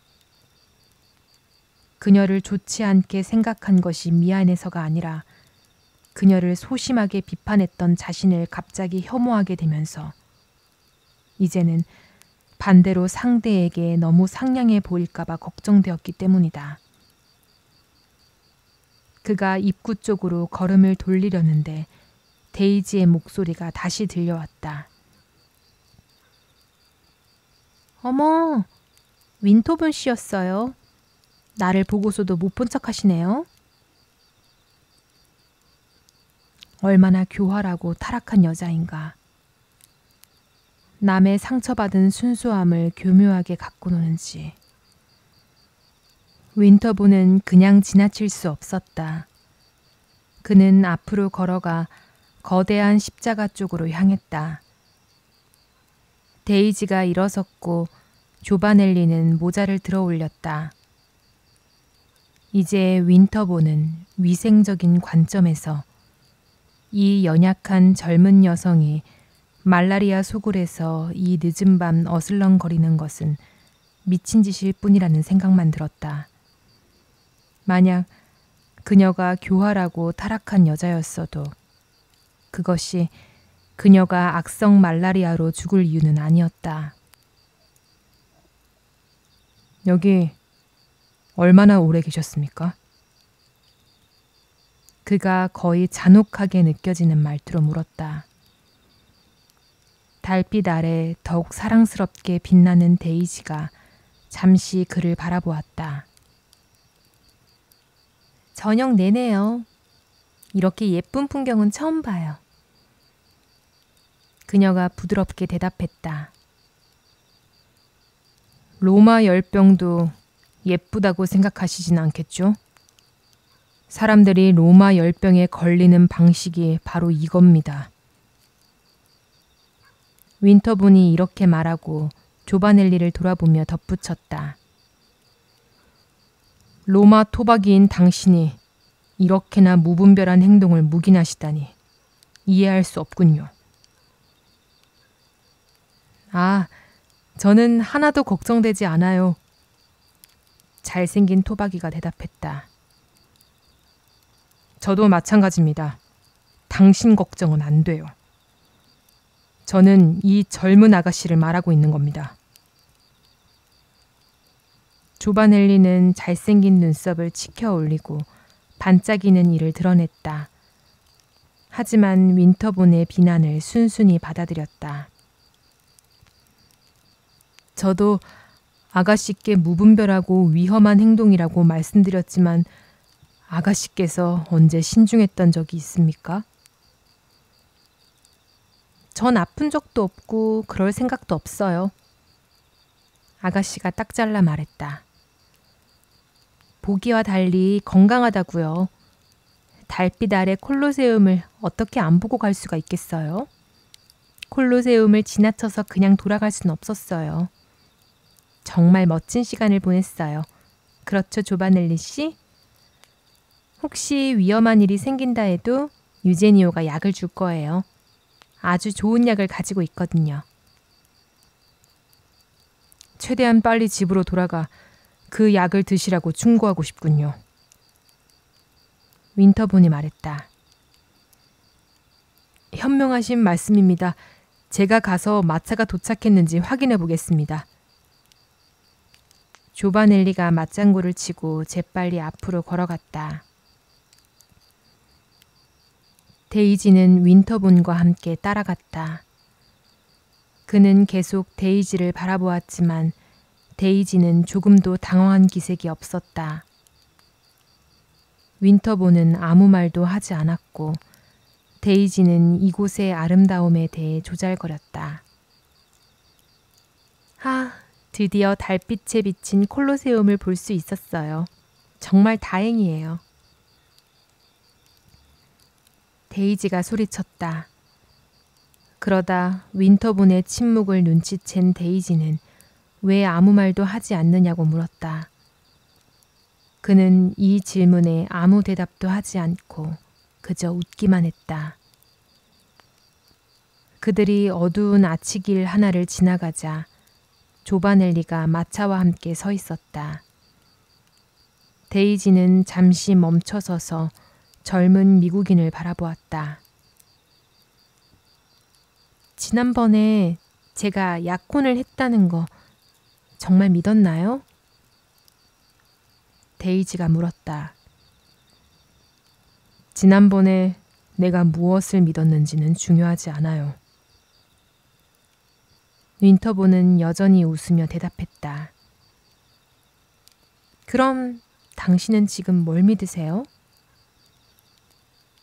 당신이 약혼했는지 안 했는지는 별로 중요하지 않다고 믿어요.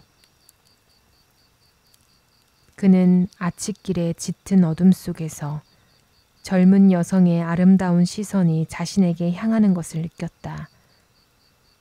무언가를 말하려는 눈치였다. 하지만 조바넬리는 그녀를 재촉했다.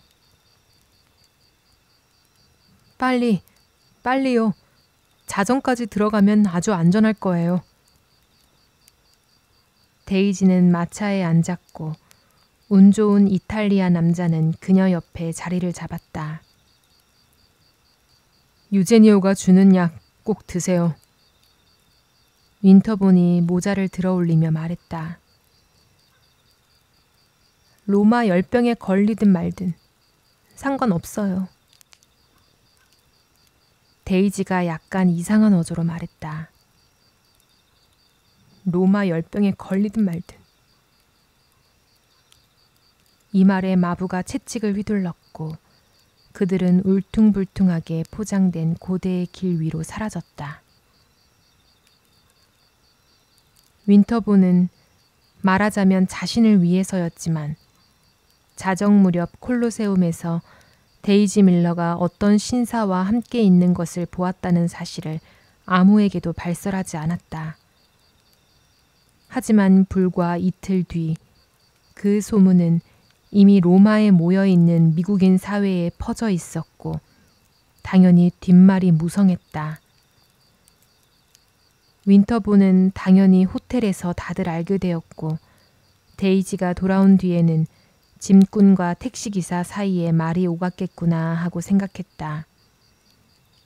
하지만 동시에 그는 이제는 그 젊은 미국 바람둥이 아가씨가 천박한 하인들 입에 오르내린다 한들 더 이상 자신이 심각한 유감으로 받아들이지 않는다는 사실을 깨달았다.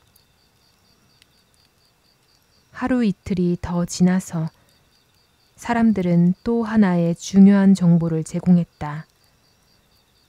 그 미국인 바람둥이 아가씨가 심각한 병에 걸렸다는 것이었다. 그는 소문을 듣자마자 자세한 내막을 알아보기 위해 호텔로 갔다. 벌써 동정심 많은 친구 2-3명이 밀러 부인의 방에서 랜돌프의 접대를 받고 있었다. 누나가 아픈 건 밤에 돌아다녀서 그래요. 누나는 매일 밤 돌아다녀요.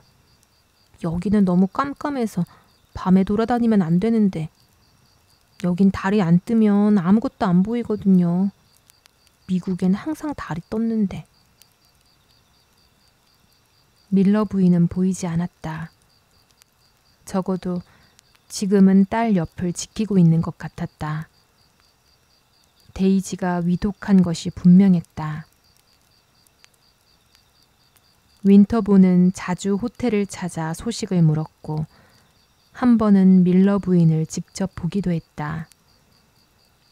놀랍게도 그녀는 깊이 불안해하면서도 침착했고 오히려 능숙하고 신중한 간호사처럼 보였다. 그녀는 여전히 데이비스 박사 이야기를 늘어놓았지만 윈터본은 속으로 이 부인이 생각만큼 어리석지만은 않구나라고 인정했다. 데이지가 며칠 전에 당신 얘기를 하더군요. 반쯤은 헛소리를 하지만 그땐 제대로 정신이 있었던 것 같아요. 당신께 전해달라며 메시지를 남겼죠. 자기는 그 잘생긴 이탈리아 남자와 약혼한 적이 결코 없었다고. 그 말을 듣고 저도 정말 다행이라고 생각했어요. 조바넬리 씨는 딸애가 아픈 뒤로는 발길도 하지 않았거든요.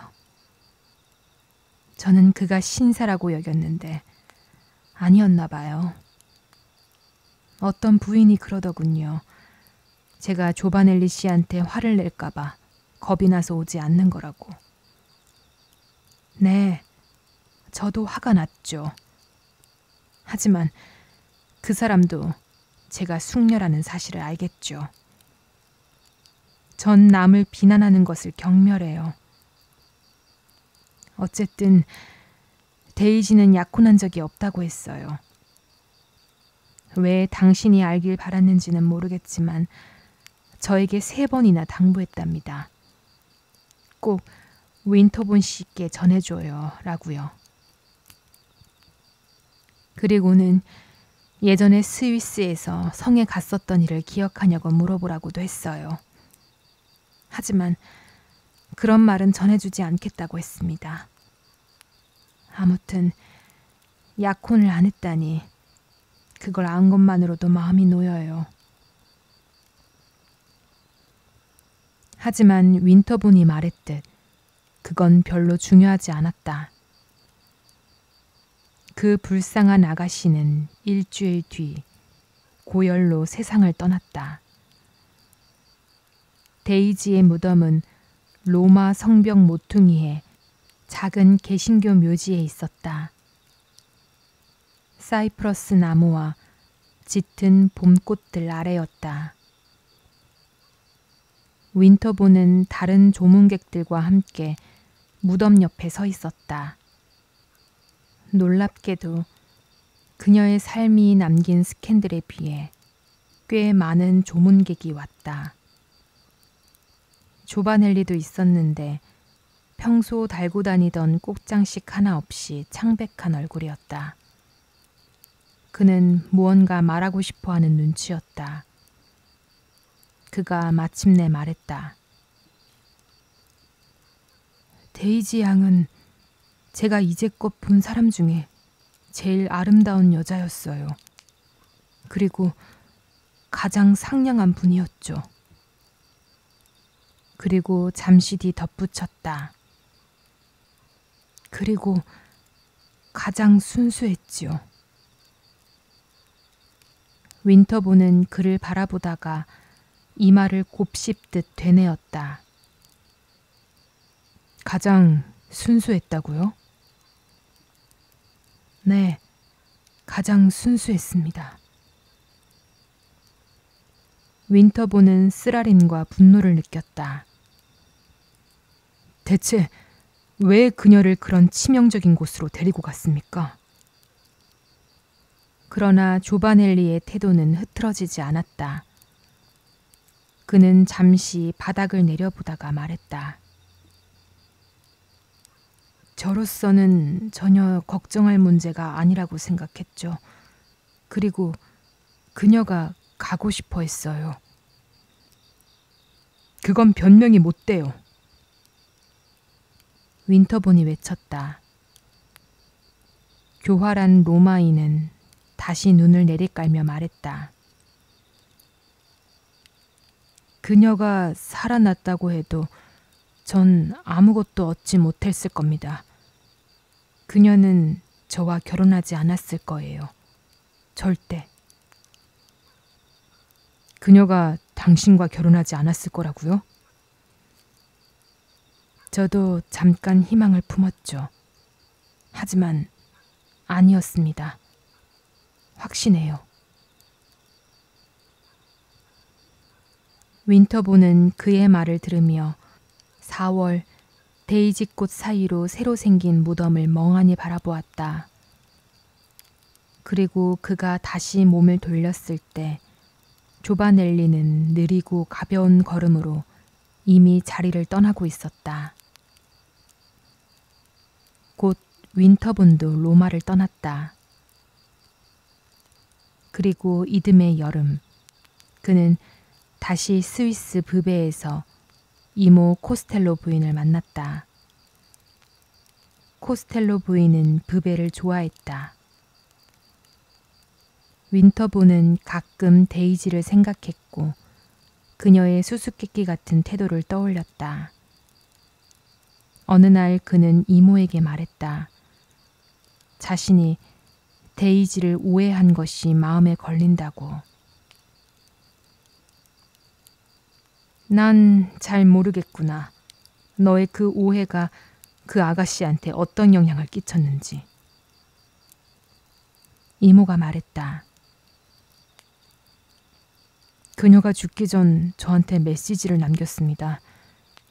그땐 이해하지 못했지만 이제는 알 것 같아요. 그녀는 누군가의 존중을 원했어요. 그건 결국 네가 애정을 표현했다면 그 아가씨가 받아들였을 거라는 얘기니? 코스텔로 부인이 물었다. 윈터보는 아무런 대답도 하지 못했다. 그러다 잠시 후 말했다. 지난 여름에 이모님이 하신 말씀이 옳았습니다. 전 처음부터 큰 실수를 저지를 운명이었어요. 외국에서 너무 오래 살았나 봐요. 그럼에도 그는 다시 제네바로 돌아갔다. 그곳에서의 그의 체류 동기에 대해 아주 모순된 소문들이 계속 흘러나왔다. 누군가는 그가 열심히 학문에만 몰두한다고 했고, 또 다른 누군가는 그가 어떤 똑똑한 외국 여인에게 마음을 빼앗겼다고 말했다.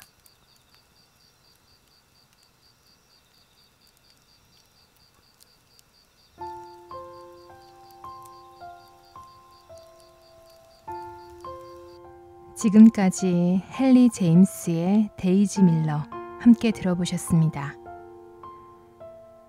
이 소설을 읽으면서 저도 처음엔 윈터분처럼 데이지를 그냥 미국 바람둥이 아가씨쯤으로 생각했습니다. 하지만 끝까지 따라가다 보니 어쩌면 저도 저의 색안경으로 그녀를 바라보고 있는 건 아니었나 하는 생각이 들더라고요. 어쩌면 데이지는 그저 사람을 좋아하고 함께 어울리기를 즐기고 그게 남자이든 여자이든 그냥 함께 수다 떠는 걸 좋아했을 뿐일지도 모르는데요. 우리도 종종 다른 사람을 있는 그대로 보지 못하고 내 마음속에 쌓아온 선입견이냐 편견 그리고 또 사회가 정해놓은 어떤 그런 규범의 잣대로 다른 사람을 쉽게 재단하곤 합니다. 그 선을 벗어난 자유와 개성은 정말 잘못된 걸까요? 또 어떤 건 때에 따라서 다른 사람들을 좀 불편하게 만드는 그런 선이라는 게 또 필요할지도 모르겠지만 정말 말 그대로 그 선은 어디까지고 어디부터인지가 정말 애매한 것 같습니다. 오늘 데이지 밀러를 함께 하시면서 우리도 다른 누군가의 진심을 편견 없이 바라보고 또 나의 진심 또한 다른 이들에게 곡해 없이 전해지길 바라봅니다. 오늘 이야기가 좋으셨다면 구독과 좋아요로 함께 해주세요. 오늘도 함께 해주셔서 감사합니다.